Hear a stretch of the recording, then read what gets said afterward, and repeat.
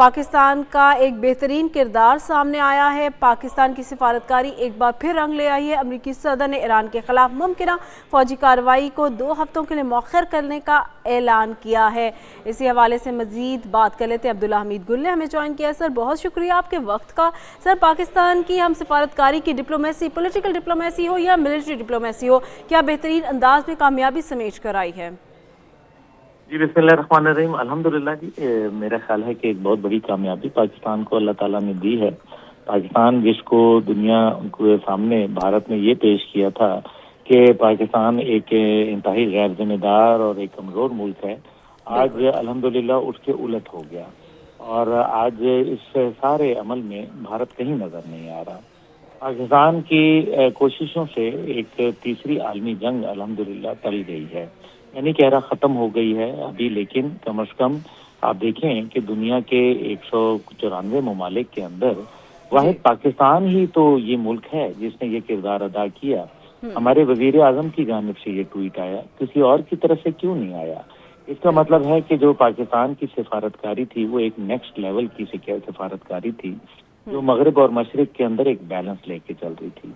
बड़ा मुश्किल है मगरब और दो एडवर्सरीज के अंदर बैलेंस मेंटेन करना और एक जो मतलब आप समझें कि एक ऐसा फिजा कायम करना जो एक दूसरे के खून के प्यासे हों, उनके हवाले से एक बहुत मुश्किल किरदार था। मैं समझता हूँ कि इसके अंदर हमारी आर्मी की क़यादत और हमारी सिविलियन क़यादत दोनों दाद तहसीन के मुस्तहिक हैं।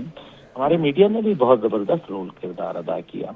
अब देखना यह है कि जुमे के दिन होने वाले एक बावकत दिन पाकिस्तान ने चुना, जुमतुल मुबारक का, और उसके अंदर अब देखते हैं कि अमेरिका की जानिब से स्टीव विटकॉफ समेत और कौन कौन आते हैं।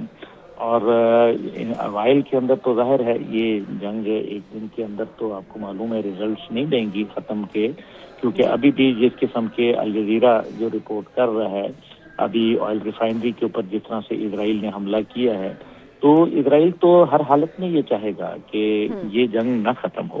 वो अमेरिका को घसीटना चाहता है, हर हालत में वो अमेरिका की ताकत को इस्तेमाल करना चाहता है, क्योंकि उसकी अपनी ताकत तो है ही नहीं और वो तो अमेरिका के ऊपर डिपेंडेंट है।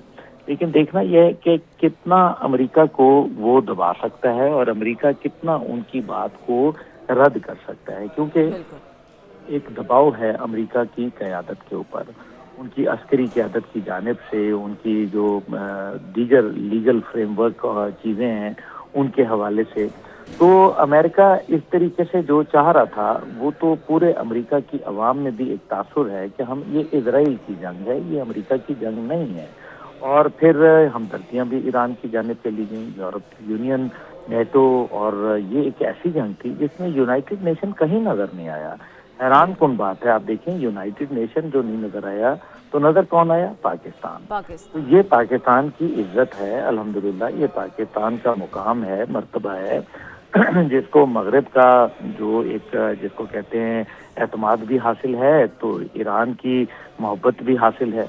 तीसरी जानिब जो मैं समझता हूँ अरब दुनिया का भरोसा भी पाकिस्तान के पास है।